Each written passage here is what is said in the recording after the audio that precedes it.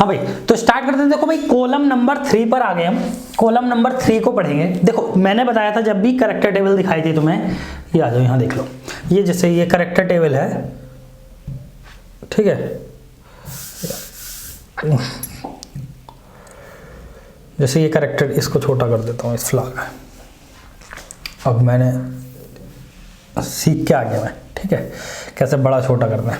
देखो ये character table है, जैसे ये क्या थी, C2B की करेक्टर टेबल है, तो मैंने बताया था दिस इज कॉलम, भाई यार कहाँ जा रहा है भाई, ऐसे ही रखो, रुक जा, ये कॉलम नंबर 1 था मेरा, दिस इज कॉलम नंबर 1, ये सब वाला पार्ट था कॉलम नंबर 2, ये जो पार्ट होता है ये दिस इज कॉलम नंबर 3, ये 3 है और ये 4 है। तो पहले हम कॉलम नंबर 3 को पढ़ेंगे, फिर 4 को पढ़ेंगे। देखो 3 में क्या है, अभी एक चीज देख लो कि 3 में ये है Z, RZ, X, RY, Y, RX दिख रहा होगा, ये करेक्टर टेबल आ रखी है, ठीक है। तो ये कैसे आएंगे, बस इसी को समझते हैं। आ जाओ कॉलम नंबर 3 में। देखो कॉलम नंबर 3 है, तो ये कॉलम नंबर 3 जो बताता है मुझे दिस ट्रांसफॉर्म, जिसको हम बोल सकते हैं ट्रांसफॉर्म या रिप्रेजेंट, ट्रांसफॉर्म या represent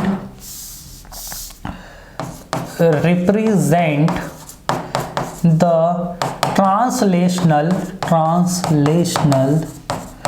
and rotational properties and rotational, कौन कौन सी प्रॉपर्टीज को, translational and rotational properties of a molecule, जो भी मॉलिक्यूल का पॉइंट ग्रुप है, ऑफ ए मॉलिक्यूल या पॉइंट ग्रुप, या पॉइंट ग्रुप बेसिकली जिस पॉइंट ग्रुप की बात कर रहे हैं, in form of X Y Z and RX, RY, RZ respectively, कि भैया ये एक्स वाई जेड के फॉर्म में ट्रांसलेशनल और RX, RY, RZ के फॉर्म में रोटेशनल प्रॉपर्टीज को बताता है। देखो इसी से एक्स वाई जेड और RX, RY, RZ basically X Y Z से हम IR एक्टिव मोड भी देख लेंगे आगे, ठीक है। चलो और देखते हैं। जैसे C2V की पॉइंट ग्रुप की टेबल थी, तो C2V क्या होता था, C2Z sigma XZ sigma YZ, ठीक है। अगर मैं इसके ट्रांसलेशनल प्रॉपर्टी देखूं, देखो आप याद रखो कि ट्रांसलेशन क्या होता है, ट्रांसलेशन मतलब होता है सीधा चलना, motion in one direction. Translation मतलब बेसिकली मोशन का रिप्रेजेंटेशन क्या होता है, पोजीशन में। मोशन मतलब चेंज इन पोजीशन, और पोजीशन को रिप्रेजेंट करता है मेरा एक्स वाई जेड के कोऑर्डिनेट एक्स वाई जेड। तो ये जो कोऑर्डिनेट सिस्टम है, एक्स या तो ट्रांसलेशन मतलब एक्स में, एक्स डायरेक्शन में मूव करना, या वाई डायरेक्शन में, या जेड डायरेक्शन में मूव करना। तो एक्स वाई जेड के रेस्पेक्ट में, मतलब with respect to X Y और जेड के रेस्पेक्ट में ही मुझे देखना है। जैसे मैं एक्स, तो देखो ई के लिए तो चाहे एक्स के रेस्पेक्ट में देख लूँ, चाहे वाई के रेस्पेक्ट में देख लूँ, चाहे जेड के रेस्पेक्ट में देख लूँ, हम बनी आना होता है भाई। ये तो ई मतलब डूइंग नथिंग, चेंज कुछ नहीं होता। C2Z पर जब मैं एक्स वाई लगाऊंगा तो ऑब्वियसली माइनस चेंज हो जाएगा। XZ मतलब x कंटेन है तो पॉजिटिव 1, इसमें x नहीं है तो -1। y के लिए ये चेंज कर देगा ऑब्वियसली, ये तो सिर्फ z को अनचेंज रखेगा। जैसे हम x y z वो नहीं करा रहा था मैंने, ऑर्बिटल का कराया था। x एक्सिस समझ लो, ये एक्सिस है, तो C2Z तो इसको -x में चेंज कर देगी ना, क्योंकि देखो किसी भी मॉलिक्यूल में जैसे H2O में लगेगा, तो ये मॉलिक्यूल में जब C2Z लगेगी तो जो x कोऑर्डिनेट होगा वो तो चेंज हो जाएगा। जैसे मैंने बताया था ना, C2Z क्या करता है, इसके मैट्रिक्स से देख सकते हो। हाँ सबसे अच्छा बात है, मैट्रिक्स से देख सकते हो। C2Z का मैट्रिक्स क्या होता है, मैट्रिक्स फॉर्म में C2Z। जब मैंने बताया था कि अगर x y z पर मेरी C2Z लगे तो -x बन जाएगा, -y बन जाएगा और z ऐसे ही रहेगा। तो ठीक है, तो x को चेंज माइनस में कर देगा, y को भी माइनस में, z को अनचेंज रहेगा। जब सिग्मा xz लगेगा, मैंने बताया था जब x y z पर सिग्मा xz लगेगा तो x और z कंटेन क्या हुआ है, तो x -y और प्लस का z। x y z पर जब सिग्मा yz लगेगा तो माइनस का i प्लस के yz। तो जो z है वो तो सारे सारे 1 1 आ जाएंगे और y में ये वाला +1 आ जाएगा, ये -1 आ जाएगा। ठीक है, तो ये कुछ रिप्रेजेंटेशन बन गई। देखो अब ये ऑल सिमेट्रिक, तो ये अगर हम करेक्टर टेबल देखेंगे C2V की, तो उसमें A1 जो होती थी 1 1 1 1 होती थी E C2 sigma XZ sigma YZ। A2 क्या होती थी 1 1 -1 -1। B1 क्या होती थी 1 -1 1 -1। B2 क्या होती थी 1 -1 -1 1। तो ये जो है, ये देखो x1 जो x के रेस्पेक्ट में रिड्यूसिबल रिप्रेजेंटेशन है, किसको डिफाइन कर रही है 1 -1 1 -1 1 -1 1 -1, यानी ये किसको रिप्रेजेंट कर रही है B1 को, ये किसको रिप्रेजेंट कर रही है B2 को, ये किसको रिप्रेजेंट कर रही है A1 को। जब आप C2V की सिग्मा टेबल देखेंगे, सॉरी C2V की करेक्टर टेबल देखेंगे, तब आप देखेंगे कि B1 के सामने X लिखा होगा, B2 के सामने Y लिखा होगा और A1 के सामने Z लिखा होगा। जैसे मैं दिखा देता हूं C2V की करेक्टर टेबल, तो देखो A1 के सामने Z लिखा है, ठीक है, और V1 के सामने X लिखा है, B2 के सामने Y लिखा है। ठीक है, तो ये चीज आपको दिख रहा है। इसको थोड़ा सा मैं छोटा कर देता हूं ताकि ये ब्लर ना हो ज्यादा। ठीक है, सॉरी,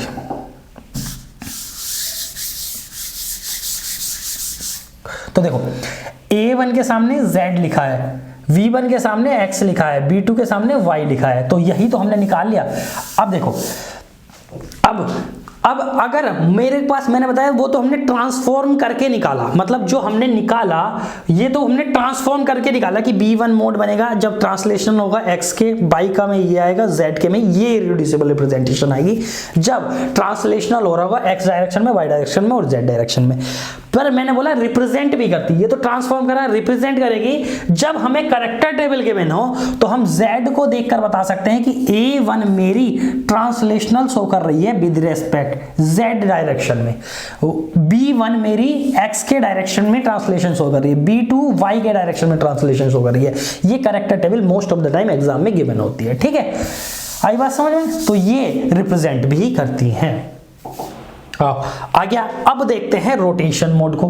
देखो रोटेशन में रोटेशनल रिप्रेजेंटेशन, कॉलम नंबर 3 चल रहा है, rotational representation.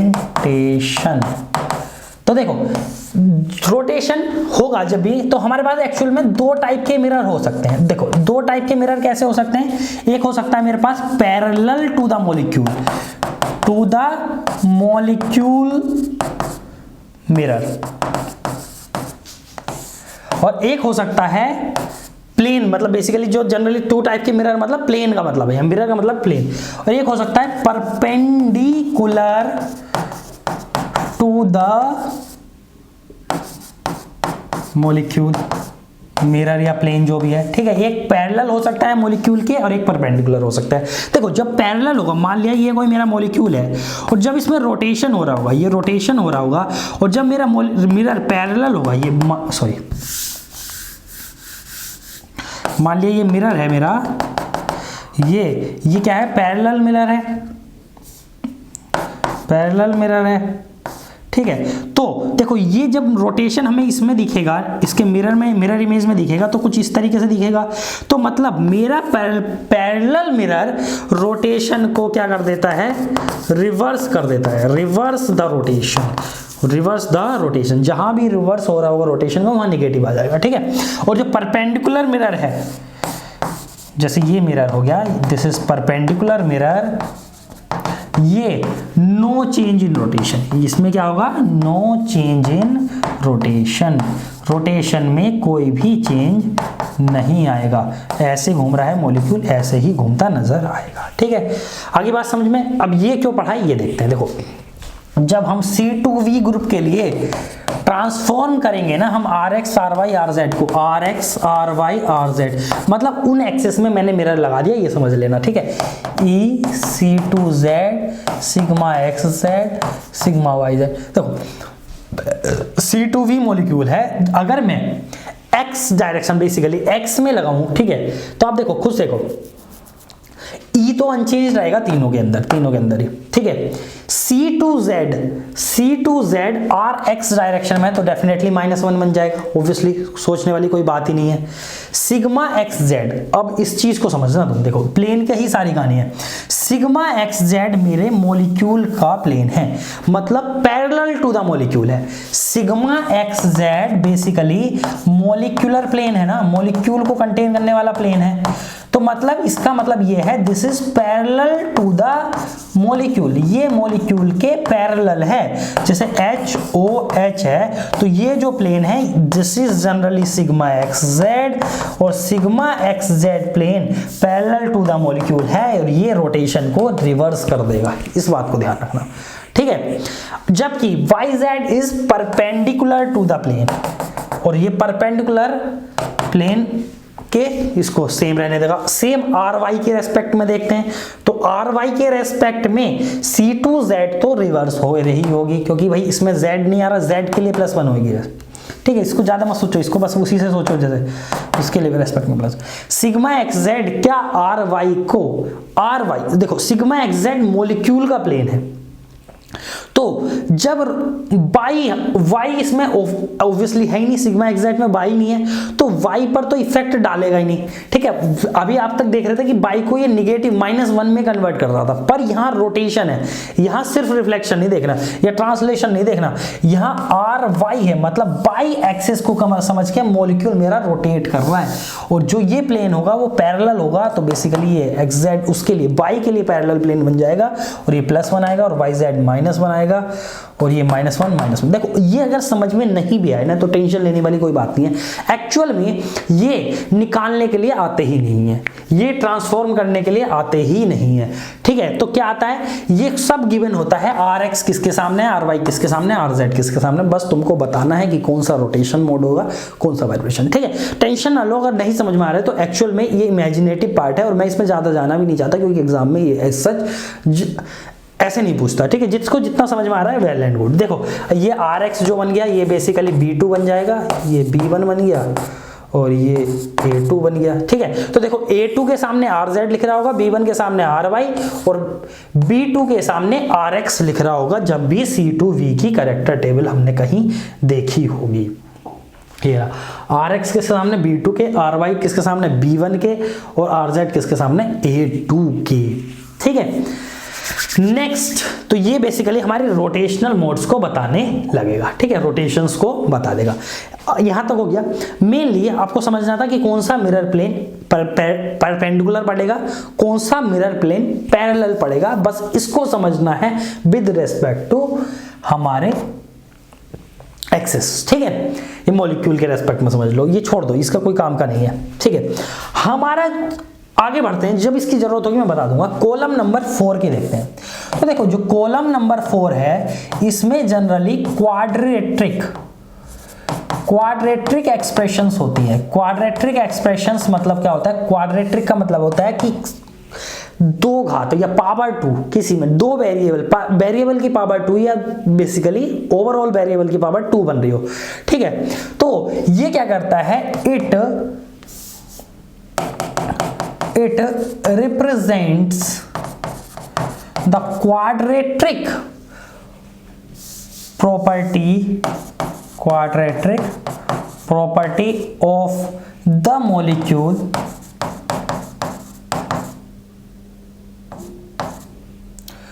which transform the इसको ऐसे लिखते हैं, column number 4 transform the quadratic property of a point group which represents the Raman activity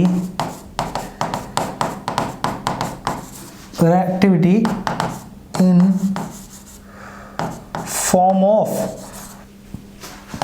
x square, y square, z square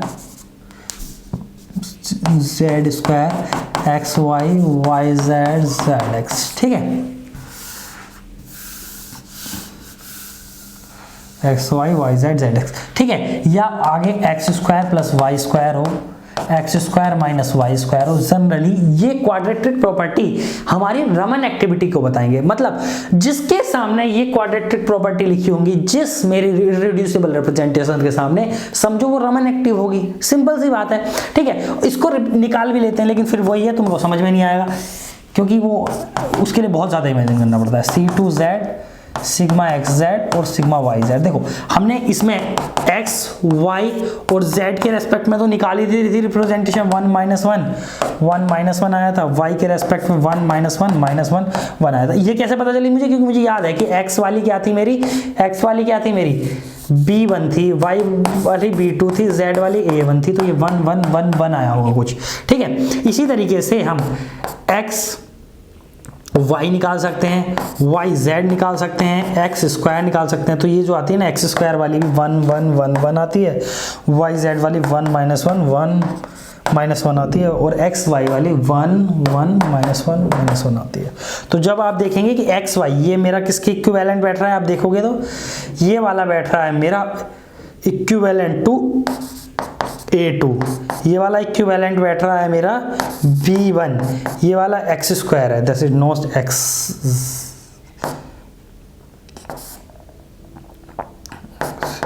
A1। तो आप देखोगे ना उनके सामने यही लिखे होंगे, पक्का डेफिनेटली देख लो, x square y square z square A1 के सामने है, एक्स वाई A2 के सामने, एक्स जेड B1 के सामने, वाई जेड B2 के सामने। इसका कोई सिग्निफिकेंस नहीं है, बस इसके सामने से हमें ये पता चल गया कि A1 वाली मोड मेरी रमन एक्टिव है, ठीक है। इस चीज को समझ लो आप। बाकी इसका एज सच कोई रूल नहीं है, निकालने की कोई जरूरत नहीं है, क्वाड्रेटिक फंक्शन से निकलेंगे, मैंने तो याद कर ली थी पढ़ाने के लिए, उसका कोई जरूरत नहीं है, ठीक है। आगे बात समझ में, तो इसका एज सच कोई रोल है नहीं, ठीक है। बस हमें कॉलम नंबर 4 हमारी क्वाड्रेटिक एक्सप्रेशंस को बता देगा। अच्छा नेक्स्ट पार्ट पे चलते हैं जो बहुत इंपॉर्टेंट है, that is standard reduction formula. यहां से ग्रुप थ्योरी की मेनली एप्लीकेशन पार्ट स्टार्ट हो जाएगा। अभी तक most of the theory part हमने खत्म कर लिया है, ठीक है। एप्लीकेशन पार्ट से बहुत ज्यादा क्वेश्चन आते हैं, ठीक है, क्योंकि सबका निचोड़ यहां मिलने वाला है। देखो स्टैंडर्ड रिडक्शन फॉर्मूला बताता क्या है, सबसे पहली बात तो मैं ये इस बात पे चलता हूं, ठीक है। देखो याद रखो कि एवरी रिड्यूसिबल रिप्रेजेंटेशन, रिड्यूसिबल में और रिड्यूसिबल में कंफ्यूज नहीं होना, every reducible representation, reducible representation वो 3n Cartesian coordinate, 3 coordinate, bond vector method, ठीक है, arrow method, bond angle method, वो सारी मेथड जो इससे जो निकाली थी जनरली वो रिड्यूसिबल रिप्रेजेंटेशंस होती हैं। तो वही लिख रहा हूं कि every reducible representation is the linear combination. Linear combination क्या मतलब समझते हो? कि किसी की उनका sum, basically linear combination of irreducible representation. देखो लीनियर कॉम्बिनेशन का मतलब क्या होता है, जैसे कोई भी चीज होता है तो λ1 x1 plus λ2 x2 it is equals to x0। तो हम कह सकते हैं x0 is the sum of linear combination of x1 and x2। और λ1 λ2 क्या होते हैं? कोई भी कोफिशिएंट हो सकते हैं, क्या हो सकते हैं? कोफिशिएंट या कांस्टेंट, जिसको भी बोल दो, ठीक है। तो आई बात समझ, इस तरीके से हम लीनियर कॉम्बिनेशन को रिप्रेजेंट कर सकते हैं। तो यहां तक मुझे क्या पता चला कि जितनी भी रिड्यूसिबल रिप्रेजेंटेशन होती है वो लीनियर कॉम्बिनेशन होती है इररिड्यूसिबल रिप्रेजेंटेशंस का। अब भैया जब वो रिड्यूसिबल रिप्रेजेंटेशन रिड्यूसिबल का लीनियर कॉम्बिनेशन है तो हम उनको रिड्यूस कर सकते हैं, तो हम उनको क्या कर सकते हैं? रिड्यूस कर सकते हैं, ठीक है। तो द रिलेशनशिप यहां लिख सकते हैं, the relationship between the reducible representation and irreducible representation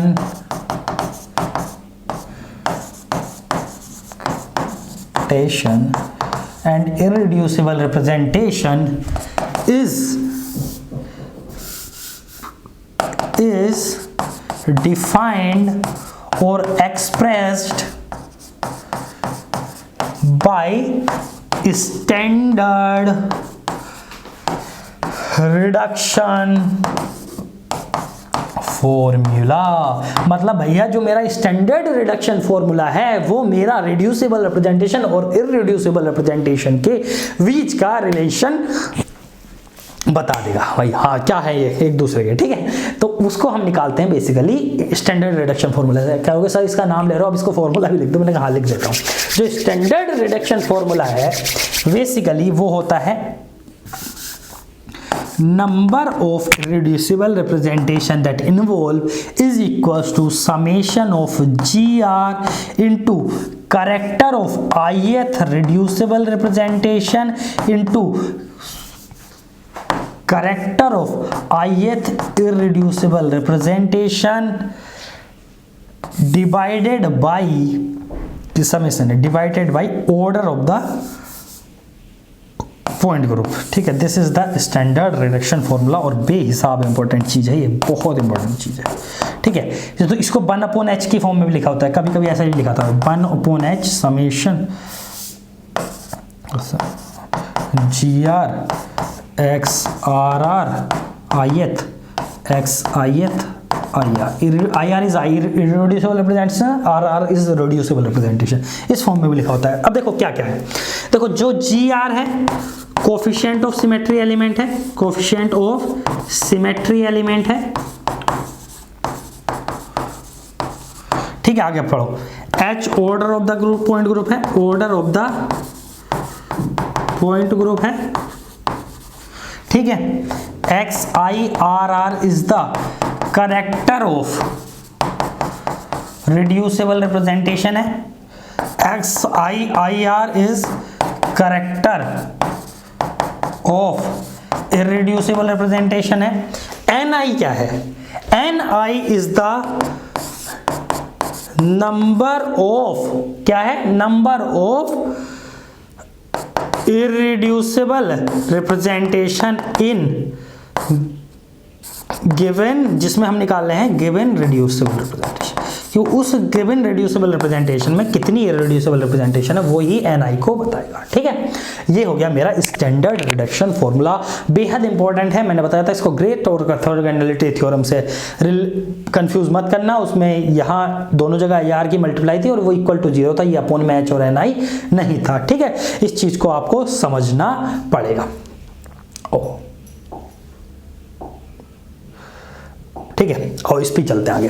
देखो अब C2V के लिए जैसे हमारा पॉइंट ग्रुप था E C2Z sigma XZ sigma YZ, तो आपको याद होगा कि रिड्यूसिबल रिप्रेजेंटेशन कार्टेशियन कोऑर्डिनेट वाले सिस्टम में क्या थी, इनका सबका जो करेक्टर था 3, इसका -1 1 1, ये आई थी कुछ reducible representation. Character table of C2V आपको याद ही है, C2V E C2Z sigma XZ sigma YZ A1 A2 B1 B2 1 1 1 1 1 1 1, इस तरीके से लिखते हैं, -1 -1 1 -1 1 -1 1 1, जितनी बार लिखोगे याद हो जाएगी, ठीक है।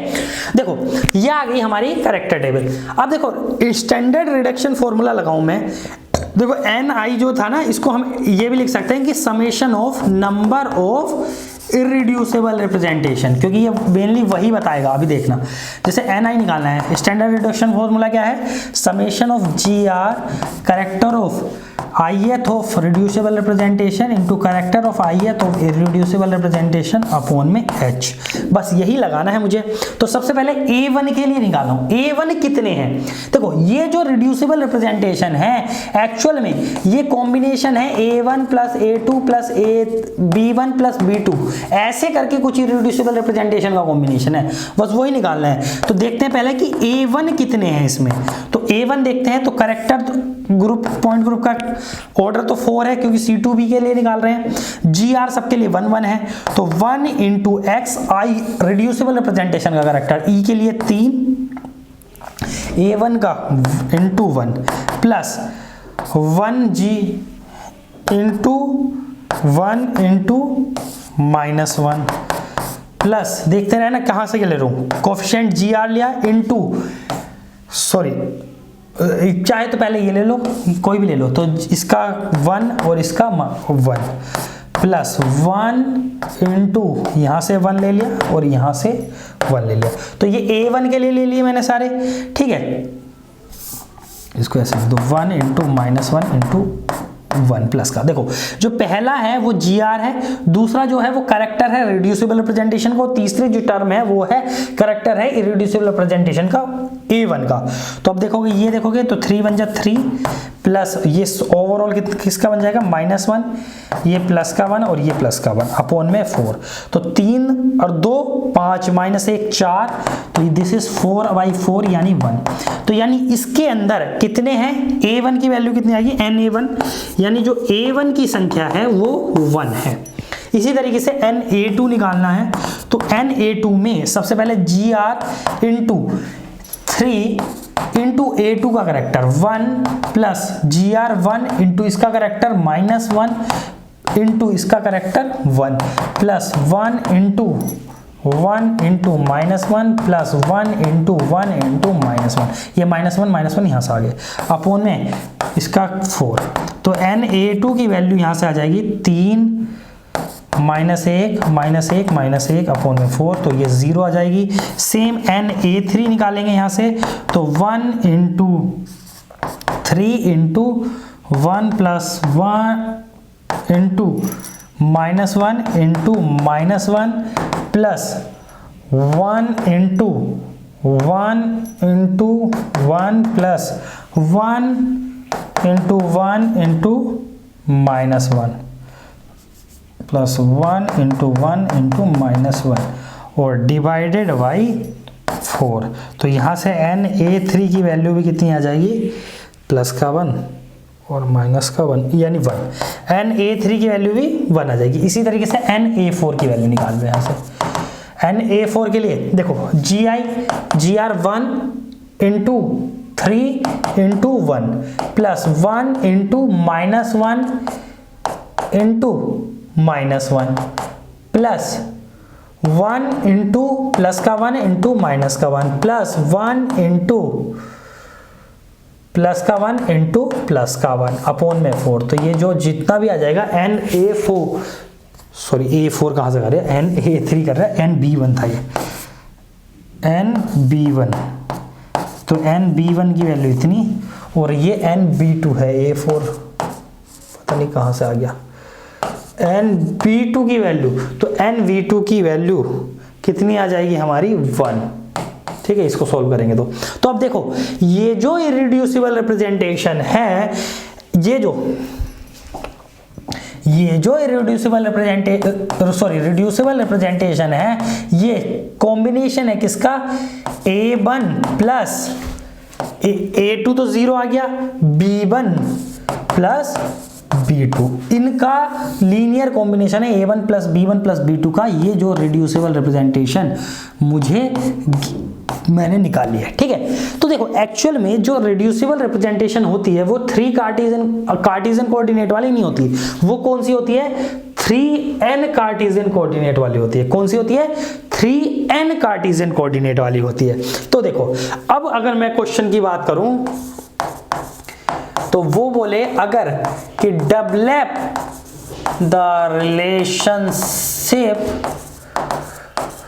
Between irreducible representation and reducible and 3n Cartesian coordinate reducible representation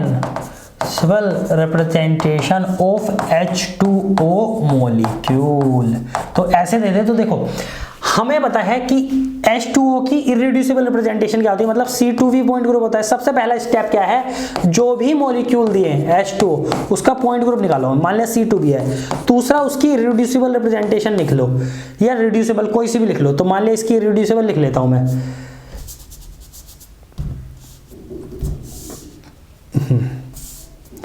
तो देखो C2V की E C2Z sigma XZ sigma YZ, तो इसकी A1 A2 B1 B2 1 1 1 1 1 1 minus 1 minus 1 1 minus 1 1 minus 1 1 minus 1 minus 1 1। ठीक है, ये होगी कौन सी हमारी रिड्यूसेबल इरेड्यूसेबल। थर्ड है उसकी इरेड्यूसेबल रिप्रेजेंटेशन लिख लो, सॉरी रिड्यूसेबल लिख लो, मेरे पता नहीं क्या हो रहा। 3n कार्टेशियन कोऑर्डिनेट में e c2z sigma xz sigma yz। आपको याद हो तो कैसे लिखते थे कि नंबर ऑफ अनशिफ्टेड एटम और कंट्रीब्यूशन पर एटम। आपको याद है 3n कार्टेशियन कोऑर्डिनेट वाली है, 3n कार्टेशियन कोऑर्डिनेट वाली है, भूल मत जाना इसको। इसमें जो कंट्रीब्यूशन पर एटम आता था वो आता था करेक्टर, इसका 3, इसका -1, इसका 1, ये तीनों का करेक्टर जो होता था, करेक्टर निकालना सिखाया था जो मैट्रिक्स से निकालते थे डायगोनल सम। और नंबर ऑफ अनशिफ्टेड एटम कितने कितने आए थे, ई किसी को भी शिफ्ट नहीं करेगा, H2 में 3 एटम है, तीनों के तीनों को अनशिफ्ट कर देगा, C2Z एक को छोड़ेगा, ठीक है, सिग्मा xz तीनों को अनशिफ्ट कर देगा और इसको सिर्फ एक को। तो ये जो तो इसकी जो रिड्यूसेबल रिप्रेजेंटेशन आई थी वो आया था 3 3 9 -1 3 1 9 -1 3 1। तो ये जो रिड्यूसेबल रिप्रेजेंटेशन है ये किन इरेड्यूसेबल रिप्रेजेंटेशन का लीनियर कॉम्बिनेशन है, बस वही निकालना है। तो सिंपल सी बात है, रिडक्शन फॉर्मूला से निकालेंगे। सबसे पहले A1 कितने A1 छिपे हुए हैं इसमें वो देखते हैं। तो आपको सबसे पहले पता है कि GR देखना है सबसे पहले। तो GR क्या है, कोफिशिएंट 1 है सबके लिए, 1 × 1 1 × 1 1 × 1 1 × 1। तो देखो रिडक्शन फॉर्मूला मुझे नहीं लिखना तो मैं सीधा लिख दे रहा हूं, 1 × रिड्यूसिबल रिप्रेजेंटेशन का करेक्टर देख लो तो 9 है, इनटू A1 के लिए निकाल रहे हैं तो A1 इरेड्यूसिबल का करेक्टर प्लस 1 × -1 रिड्यूसिबल से, और ये +1 फिर से रिड्यूसिबल से, सॉरी इरेड्यूसिबल से, फिर 1 × 3 × 1 प्लस 1 × 1 × 1 और अपॉन में order of the point group. तो C2B का ऑर्डर कितना था, 4 होता है, तो अपॉन में 4। तो यहां से NA1 की जो वैल्यू आ जाएगी तो 9 -1 प्लस 3 ही कम 3 प्लस 1 ही कम 1 बटे 4 8 3 और 1 4 9 3 12 बटे 4 यानी 3। तो यहां से NA1 कितने हैं इसमें, 3 A1 है इसमें, ठीक है। NA2 निकाल लेंगे सिमिलर तरीके से। A2 के लिए क्या करेंगे, 1 × 9 × 1 प्लस 1 × -1 × -1 यहां से आ रहा है। ये दूसरी टर्म लिखता हूं ना 1, पहला तो लिखता हूं GR, दूसरा लिखता हूं रिड्यूसिबल रिप्रेजेंटेशन, तीसरा इरेड्यूसिबल लेता हूं। अब A2 के लिए निकाल रहा हूं तो A2 वाले लिखूंगा, × 1 प्लस 1 × 3 × -1 प्लस 1 ×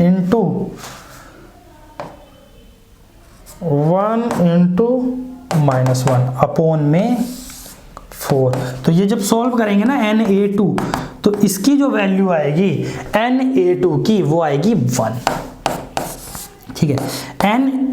A3 आ रहा फिर से, NV1 तो B1 के लिए क्या है, 1 × 9 × 1 प्लस 1 × -1 × -1 प्लस 1 × 3 × 1 प्लस 1 × 1 × -1 अपॉन में 4। तो जो मेरा NV1 की वैल्यू आएगी वो आ जाएगी मेरी फिर से 3, और NB2 के लिए निकालेंगे तो 1 × 9 × 1 प्लस 1 × -1 × -1 प्लस 1 × 3 × -1 प्लस 1 × 1 अपॉन में 4। तो यहाँ से जो NB2 की वैल्यू आ जाएगी वो आ जाएगी 1।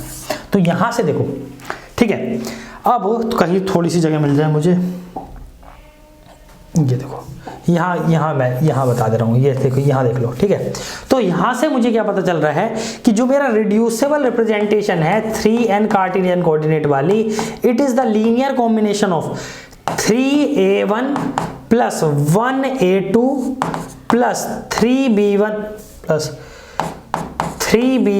प्लस 1B2, इसका कॉम्बिनेशन है ये, ठीक है। देखो अब ये जितनी आती है ना, जितने 3n वो आती है रिड्यूसिबल रिप्रेजेंटेशन, बेसिकली ये जो 9 आया ये आया, ये डिफाइन करता है टोटल नंबर ऑफ मोड्स को। It define total number of modes को, टोटल नंबर ऑफ मोड्स को। आगे रुक जाओ, जो रिड्यूसिबल रिप्रेजेंटेशन में कैरेक्टर ऑफ ई होता है, वो देखो इरिड्यूसिबल रिप्रेजेंटेशन में कैरेक्टर ऑफ ई डायमेंशन को बताता है, रिड्यूसिबल रिप्रेजेंटेशन में कैरेक्टर ऑफ ई बताता है टोटल नंबर ऑफ मोड्स को। किसको बताता है? Total number of modes. तो H2O में टोटल नंबर ऑफ मोड्स कितनी है? H2O में टोटल नंबर ऑफ मोड्स है 9। अब इसमें कितनी रोटेशनल है, कितनी वाइब्रेशन, वो कितनी ट्रांसलेशनल है, कितनी रोटेशनल है और कितनी वाइब्रेशनल है, वो कैसे पता चलेगी? देखो जो ट्रांसलेशनल है तो जनरली जैसे हम करते हैं ना, नॉन लीनियर मॉलिक्यूल है ये, तो 3n-6 करके फॉर्मूला करते थे ना वाइब्रेशन मोड का। देखो ये सिर्फ वही, सब वही है। देखो किसी भी मॉलिक्यूल में जब हम टोटल नंबर ऑफ मोड्स निकालते थे तो हम जनरली हमारा फॉर्मूला होता था 3n, ठीक है, और उसमें हम देखते थे कि 3 ट्रांसलेशनल होती हैं सब में। अगर मॉलिक्यूल लीनियर है तो 2 रोटेशनल होगी। मॉलिक्यूल अगर मेरा नॉन लीनियर होता था, नॉन लीनियर होता था तो मेरे पास 3 रोटेशनल होती थी, ठीक है। तो इसके बेसिस पर मेरी वाइब्रेशनल मोड आ जाती थी। ये हमने रोटेशनल वाइब्रेशनल स्पेक्ट्रोस्कोपी वगैरह बहुत जगह पढ़ा हुआ है।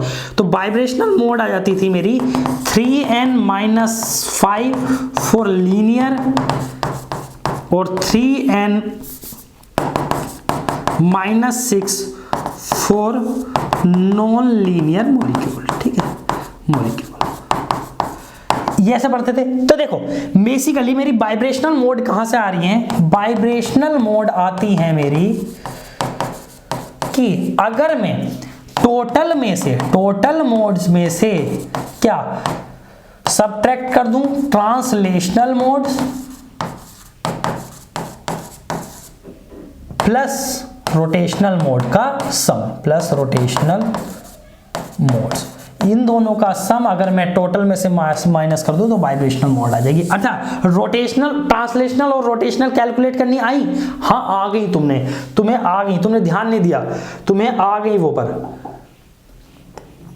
देखो कैसे आ गई कि इसमें रोटेशनल कितनी है? 1 2 3 A1 B1 B2, ये रोटेशनल है, सॉरी ट्रांसलेशनल है। रोटेशनल कौन कौन सी है? A2 B1 B2, इनके सामने रोटेशनल वाला है ना, तो ये और 3 क्या होगी मेरे पास? ट्रांसलेशनल, 3 रोटेशनल, ये माइनस कर देंगे तो 3 वाइब्रेशनल बचेंगे, क्योंकि 9-6 यानी 3 वाइब्रेशनल बचेंगे, ठीक है। वो अभी सीखेंगे, रुक जाओ।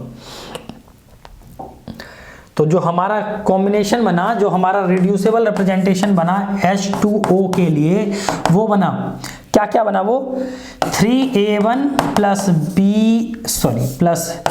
A2 plus 3B1 plus B2। तो देखो इसमें 9 मोड्स हैं, 9 इरिड्यूसिबल रिप्रेजेंटेशन, 3 और 1 4, 3A1 प्लस A2 B2, इसमें 2 आई होंगी, 2B2 होंगी, मैंने कहीं गलत कैलकुलेट कर दिया। ये एक्चुअली में 2B2 आएगा भाई, sorry, this is must be 2B2, NB2 is 2B2, तो यहाँ पर 2B2 आएगा, हर जगह 2B2 कर लेना, 9 कॉम्बिनेशन पूरा 9 बनना चाहिए। This is 2B2, 3A1 plus A2 plus 3B1 plus 2B2, मैंने कैलकुलेट नहीं करा तो ध्यान गलती होगी माइनस प्लस में, 2B2। तो ये टोटल 9 मोड्स हैं, 3A1 A2 3B1 plus 2B2। अब देखो 3 इसमें से रोटेशनल कौन कौन सी हैं? अगर मैं इसमें ट्रांसलेशनल मोड देखूं C2B की, तो ट्रांसलेशनल मोड कौन कौन सी है मेरी? निकाल ली होंगी। ट्रांसलेशनल कौन सी है? A1 plus B1 plus B2, ये ट्रांसलेशनल है। और रोटेशनल कौन कौन सी है? A2 plus B1 plus B2, ठीक है। तो बस यही मुझे आगे लिखनी है, A1 B1 B2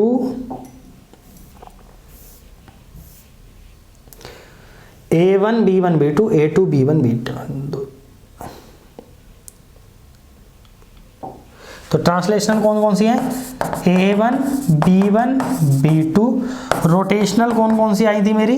रोटेशनल आई थी मेरी क्या कौन सी, B2, B1 और A2, ठीक है। तो ये सब्ट्रैक्ट कर दो टोटल में से, तो वाइब्रेशनल मोड कौन कौन सी बचेंगी, याद रखना, वाइब्रेशनल ऐसे ही निकालते हैं।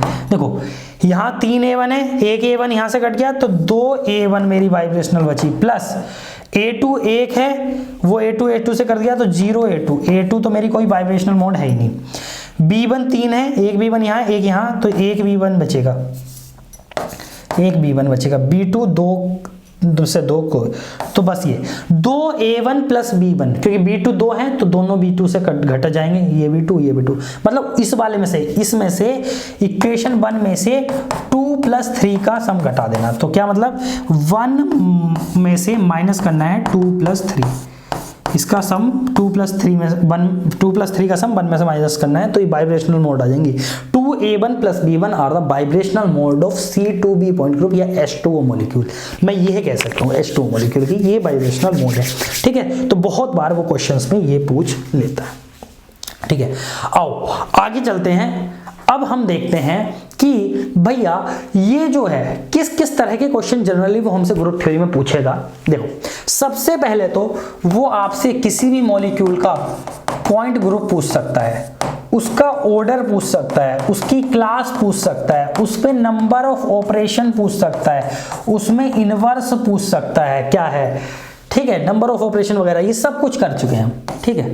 दूसरे जो मेजर टाइप ऑफ क्वेश्चंस बनते हैं वो पूछ सकता है आपसे, ड्राइव करा सकता है, ड्राइव द रिड्यूसिबल रिप्रेजेंटेशन, या और क्या करा सकता है, बेसिकली 3n कार्टेशियन कोऑर्डिनेट वाली मोस्ट इंपॉर्टेंट है, या फिर डेरिवेशन ऑफ इररिड्यूसिबल रिप्रेजेंटेशन भी निकलवा सकता है। इररिड्यूसिबल रिप्रेजेंटेशन बेसिकली निकलवा सकता है, डेफिनेटली निकलवा सकता है, ठीक है। थर्ड वो ये भी कर चुके हैं, रिलेशन पूछ सकता है between IR and RR, reducible और इररिड्यूसिबल रिप्रेजेंटेशन में, मतलब बेसिकली स्टैंडर्ड रिडक्शन फॉर्मूला की बात हो रही है, स्टैंडर्ड रिडक्शन फॉर्मूला की बात हो रही है, इसके बेस्ड भी हो गया। फोर्थ और किस टाइप के क्वेश्चन वो पूछ सकता है, देखो टोटल मोड्स पूछ सकता है, टोटल मोड्स पूछ सकता है, मैंने बता दिया वो भी हो गया हमारा, ठीक है। और टोटल डिग्री ऑफ फ्रीडम भी पूछ सकता है, वो वैसे ही निकालेंगे जैसे मोड्स निकालेंगे, डिग्री ऑफ फ्रीडम एक ही बात है, ठीक है। फिफ्थ थिंग इज वो वाइब्रेशनल मोड पूछ सकता है, इंडिविजुअल वाइब्रेशनल मोड पूछ सकता है, जो हम ट्रांसलेशनल माइनस रोटेशनल करके निकालेंगे, वो भी हमें आ गया, ठीक है। और क्या पूछ सकता है, हाँ अब इन मोड्स में, सॉरी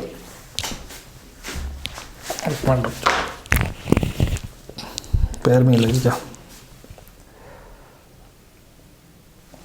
इन मोड्स में वो वाइब्रेशन मोड्स वगैरह में, इन मोड्स में क्या पूछ सकता है, कौन सी मोड IR एक्टिव है, कौन सी रमन एक्टिव है, तो वो पूछ सकता है IR एक्टिविटी ऑफ मोड, क्योंकि जो वाइब्रेशनल मोड्स है जनरली वो IR और रमन एक्टिव होनी चाहिए ना, IR activity and Raman activity of modes पूछ सकता है। क्या पूछ सकता है, IR activity and Raman activity of modes पूछ सकता है, कौन सी mode A1, A2, B1, B2 में IR एक्टिव होगी, कौन सी रमन एक्टिव होगी, ठीक है। तो आगे चलते हैं, हम इस IR एक्टिविटी और रमन एक्टिविटी को जनरली देखते हैं, बाकी हम 5 टाइप का तो देख चुके हैं। इसी को हम स्पेक्ट्रोस्कोपिक एनालिसिस बोलेंगे, ठीक है। आओ पहली चीज हम देखते हैं IR एक्टिविटी ऑफ मोड्स। जो हम स्पेक्ट्रोस्कोपिक एनालिसिस देख रहे हैं उसमें हम IR एक्टिविटी ऑफ मोड्स देखो, जब मैंने आपको फिजिकल स्पेक्ट्रा पढ़ाया होगा, तब मैंने IR स्पेक्ट्रा पढ़ाया होगा जहां भी, तो मैंने वहां सिलेक्शन रूल बताया होगा, theoretical selection rule IR active का, कि कोई भी मॉलिक्यूल IR तब एक्टिव होगा जब उसमें डायनामिक डायपोल मोमेंट होगा। मतलब अगर मैं उस मॉलिक्यूल के बॉन्ड वगैरह खींचूं, मोड़ूं, तोड़ूं, उसमें डायपोल मोमेंट क्रिएट हो जाए बस। अगर उसमें डायपोल मोमेंट क्रिएट हो गया तो वो मॉलिक्यूल मेरा IR एक्टिव हो जाएगा, ठीक है। तो IR एक्टिव मोड्स या IR एक्टिव मॉलिक्यूल्स कौन से होते हैं, मॉलिक्यूल्स के पास क्या होना चाहिए, must have dynamic dipole moment, dynamic dipole moment, मतलब म्यू 0 के इक्वल नहीं होना चाहिए, बस म्यू इज डाइपोल मोमेंट। अब आपको बताएं न्यू क्या होता है, nu is equal to Q into R. Basically Q is क्या है, चार्ज, आर इज डिस्टेंस। तो देखो आर जो होता है ना, this is basically position vector X I cap plus Y J cap plus Z K cap. तो ये आर जो है ये position vector X Y Z पर डिपेंड करेगा, और X Y Z are the translational function. ये कौन से फंक्शन है, ट्रांसलेशनल कोऑर्डिनेट्स है। बेसिकली इन्हीं के रेस्पेक्ट में मोशन होगी मॉलिक्यूल्स में, अगर उसके बॉन्ड बढ़ेंगे तो भी। तो मैं कह सकता हूं ओवरऑल, देखो वैसे तो ये मैथमेटिकल फॉर्मूला है, अगर किसी मोड का मुझे आईआर एक्टिविटी देखनी है तो मुझे एक्स वाई जेड का क्या देखना है, ट्रांसफॉर्मेशन देखना है। क्योंकि मुझे पता चल गया, क्योंकि बेसिकली मेरा डाइपोल मोमेंट पोजीशन पे डिपेंड करेगा, क्योंकि मॉलिक्यूल में चार्ज फिक्स होगा और पोजीशन के वेक्टर्स एक्स वाई जेड पे ही डिपेंड कर रहे हैं। ठीक है, ये चीज आपको समझ में आ गई। तो हम कह सकते हैं IR active modes are changed as पर एक्स वाई और जेड के रेस्पेक्ट में आईआर एक्टिव मोड चेंज हो जाती है। ठीक है, देखो अब कौन सी वाइब्रेशनल मोड्स आईआर एक्टिव होंगी। देखो अब वाइब्रेशनल मोड जो लास्ट हमने देखा था, तो इसमें कौन कौन सी वाइब्रेशनल मोड आई, कहांगे पीछे होंगे, हाँ ये था 2A1 प्लस B1। ठीक है, क्या क्या आई, 2A1 प्लस B1, ये वाइब्रेशनल मोड्स आई, और हम वाइब्रेशनल मोड्स की ही जनरली आईआर एक्टिविटी और रमन एक्टिविटी देखते हैं। ठीक है, चलो थक गया यार। हाँ, vibrational modes that are IR active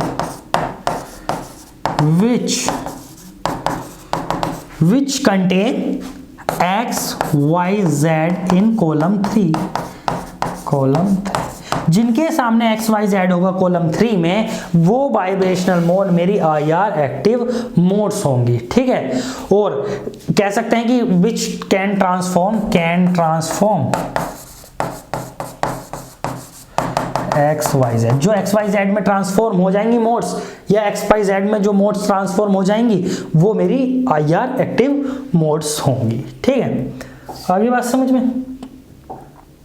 अब देखो, अब उसी तरीके से रमन एक्टिविटी की बात करते हैं। रमन एक्टिव मोड्स, देखो रमन एक्टिव का, रमन शायद नहीं पढ़ाया अभी, रमन का थ्योरेटिकल सिलेक्शन रूल होता है कि molecule must be anisotropically polarised. अब इसका मतलब क्या है कि मॉलिक्यूल में पोलराइजेशन क्रिएट होना चाहिए, और वो एनाइसोट्रोपिक होना चाहिए। मतलब एनाइसोट्रोपिक सॉलिड में पढ़ा होगा टर्म, एनाइसोट्रोपिक मतलब डायरेक्शन में प्रॉपर्टीज डिफरेंट हो, different properties in different direction, that is the anisotropy. ठीक है, तो इसका थ्योरेटिकल सिलेक्शन होता है molecules must be anisotropically polarized. जो मेरे मॉलिक्यूल हों वो एनाइसोट्रोपिकली पोलराइज्ड हों। मतलब देखो क्या होता है, इसमें पोलराइजेशन क्रिएट होनी चाहिए, जैसे ये है, ये एक्स एक्सेस, ये वाई एक्सेस, तो दोनों एनाइसोट्रोपिक हों, तभी तो स्फीयर जो मॉलिक्यूल बनता है स्फीयर आइसोट्रोपिकली पोलराइज्ड होता है। इलिप्सॉइड शेप वाले जो मॉलिक्यूल्स होंगे जनरली वो रमन एक्टिव होंगे। कहीं स्फीयर जो स्फेरिकल टॉप होते हैं, जैसे स्फेरिकल टॉप पढ़ाए थे ना मैंने, CH4 टेट्राहेड्रल, मतलब ये भी मैंने वाइब्रेशनल स्पेक्ट्रोस्कोपी में पढ़ाए होंगे। तो जनरली जो स्फेरिकल टॉप वाले मॉलिक्यूल्स होते हैं वो रमन इनएक्टिव होते हैं। ठीक है, अदर टॉप वाले मॉलिक्यूल्स रमन एक्टिव होते हैं। ठीक है, ये रमन के लिए थोड़ा सा पढ़ लो, क्योंकि रमन बोल रहे थे अब नहीं कराया, तो रमन का इससे काम चल जाता है कि स्फेरिकल टॉप वाले मॉलिक्यूल्स रमन इनएक्टिव होंगे, अदरवाइज एक्टिव होते हैं मोस्टली। ठीक है, तो अब Raman activity modes transform according to the quadratic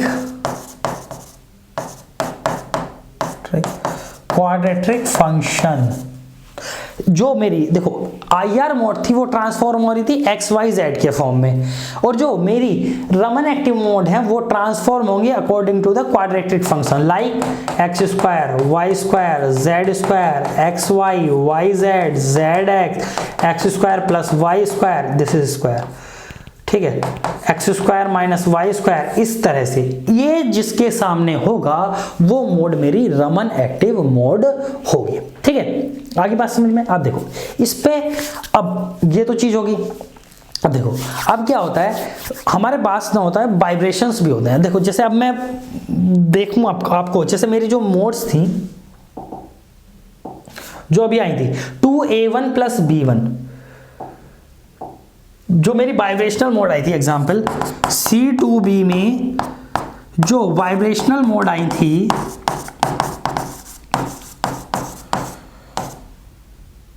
2a1 plus b1, अब इसमें कौन कौन सी रमन एक्टिव है, कौन कौन सी IR एक्टिव है। तो a1 क्या रमन एक्टिव मोड है, अगर इसमें पूछे IR एक्टिविटी,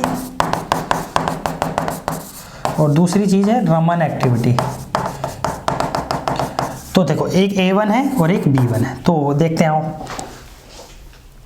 तो इसके लिए हमें क्या, देखो ये रहा A1 और B1 देखना है ना, तो करेक्टर टेबल खोल लो। करेक्टर टेबल कहाँ गई, ये रही। तो A1 के सामने XYZ का कोई फंक्शन है, हाँ, तो ये IR एक्टिव है, ऑब्वियसली A1 IR एक्टिव है।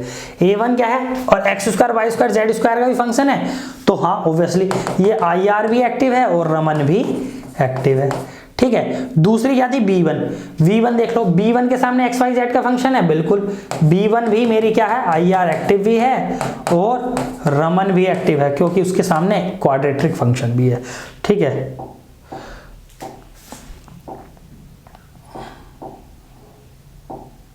तो A1 IR एक्टिव भी रमन एक्टिव भी, B1 IR एक्टिव भी रमन एक्टिव भी। ठीक है, वो करेक्टर टेबल से। इसी टाइप के क्वेश्चन आते हैं, पता है, वो पूछ लेगा कि एक वैसी दे देगा कि ये कोई ट्रांसफॉर्मेशन है मॉलिक्यूल के लिए C2B के लिए, ये बताओ रमन एक्टिव है IR एक्टिव है या नहीं है। ठीक है, इस तरीके से जो कुछ भी दे देगा। अब आपको क्या, सबसे पहले तो इसका मूलिकन सिंबल लिखना पड़ेगा, तो मूलिकन सिंबल से पता चल जाएगा। फिर रिडक्शन फॉर्मूला करके देखना पड़ेगा कि ये वाइब्रेशनल मोड है या नहीं है, वाइब्रेशनल मोड है, और फिर बस करेक्टर टेबल देखो, IR एक्टिविटी रमन एक्टिविटी देखो, सिंपल सी बात है, इतना ही है बस। ठीक है, मोस्टली क्वेश्चन इतने में आते हैं। ठीक है, आओ अब हम देखते हैं कि भाई जो हमारा बेसिकली वाइब्रेशंस हैं, ये जो मोड्स हैं, ये किस किस टाइप की होती हैं। देखो आपने पढ़ा होगा, देखो जो वाइब्रेशन मोड्स हैं, ये जो वाइब्रेशन है, ये पैरेलल वाइब्रेशन भी हो सकती हैं, पैरेलल वाइब्रेशन भी हो सकती हैं, और परपेंडिकुलर वाइब्रेशन भी हो सकती हैं, कि मॉलिक्यूल के पैरेलल वाइब्रेशन हो रही हो या मॉलिक्यूल के परपेंडिकुलर वाइब्रेशन हो रही हो, परपेंडिकुलर वाइब्रेशन हो रही हो, परपेंडिकुलर वाइब्रेशंस हो, parallel vibrations to the molecule, basically with respect to molecule ही है, टू द मॉलिक्यूल। या फिर ये भी हो सकता है, ये जो वाइब्रेशन हो रही हो, वाइब्रेशनल मोड हो या वाइब्रेशंस हो, ये इन प्लेन वाइब्रेशन हो, in plane of the molecule, in plane vibration हो,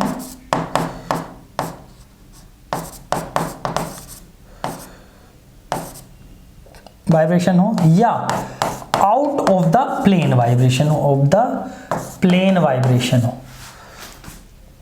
देखो अभी मैंने ना पोलराइज्ड रमन और डीपोलराइज्ड रमन नहीं पढ़ाया, वो भी पूछ लिया जाएगा इसमें। ठीक है, तो देखो कैसे पता चलेगा कि मेरी जो वाइब्रेशन है वो parallel vibration to the molecule है या perpendicular vibration to the molecule है। देखो जब भी पैरेलल के लिए पता करना है तो हमें पता चलेगा प्रिंसिपल एक्सिस से। देखो अगर मेरी इररिड्यूसिबल रिप्रेजेंटेशन सिमेट्रिक है with respect to principal axis के रेस्पेक्ट में, अगर सिमेट्रिक है तो मेरी पैरेलल वाइब्रेशंस हैं। अगर इररिड्यूसिबल रिप्रेजेंटेशन का character yes is anti symmetric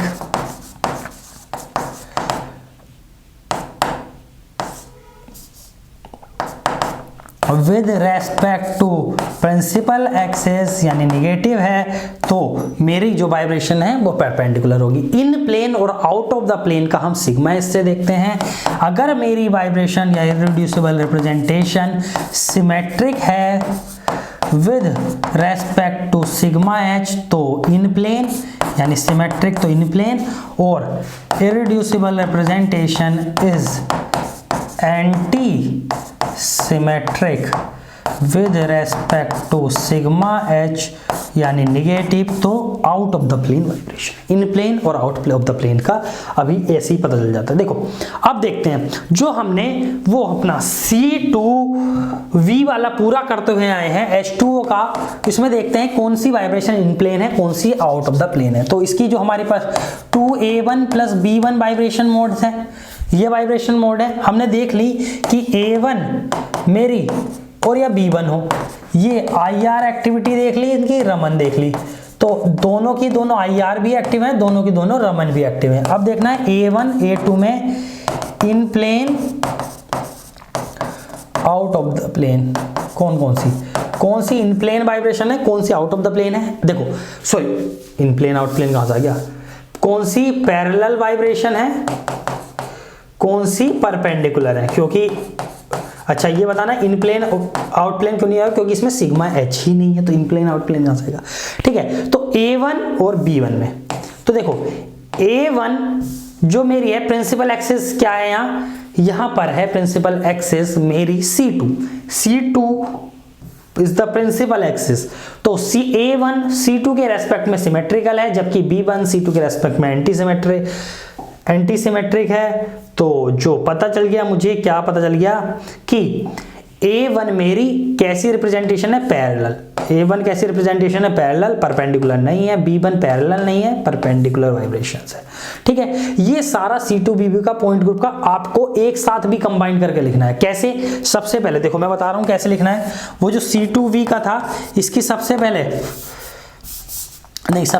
H2O का क्या लिखना है, point group that is C2V। फिर इसका ऑर्डर लिखना है, इसका order is equals to 4, class is equals to 4।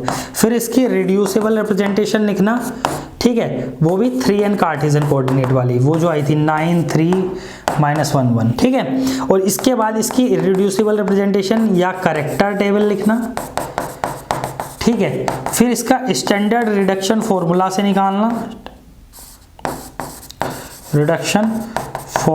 निकालना, ठीक है। फिर आर के कॉम्बिनेशन करके लिख लेना, जो भी आएगा 3A1 plus A2 plus 3B1 plus 2B2, 3 2 5 6 3 9, हाँ ठीक है, ये आएगा। फिर इसकी वाइब्रेशन मोड्स लिख देना, जो भी आएगा 2A1 प्लस B1, और इसके बाद फिर IR एक्टिविटी, रमन एक्टिविटी, फिर पैरेलल और परपेंडिकुलर। ये पूरा का पूरा एक क्वेश्चन बन जाता है अच्छा सा। आपके जब MSc में ग्रुप थ्योरी पढ़ते हो तो एक ऐसा क्वेश्चन आता है पूरा डिराइव करने के लिए। ठीक है, और अदरवाइज एग्जाम में तो हर मोड से क्वेश्चन आ सकता है, हर स्टेप से इसका क्वेश्चन आ सकता है। आओ अभी तक जितना सीखा इस पे बेस्ड और क्वेश्चन समझते हैं और बहुत सारे क्वेश्चन देखते हैं और देखते हैं।